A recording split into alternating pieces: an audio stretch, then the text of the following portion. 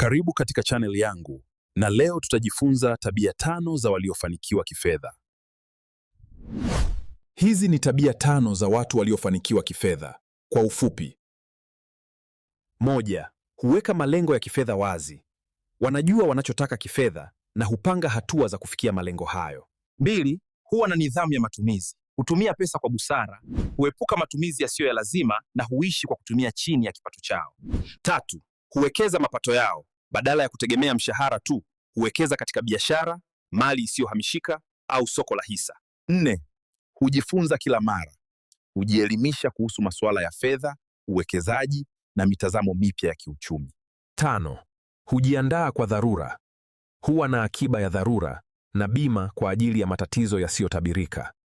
Hizo ni tabia 5 za waliofanikiwa kifedha. Ulikuwa na mimi, tajiri wa AI. Tukutane katika video nyingine. Asante.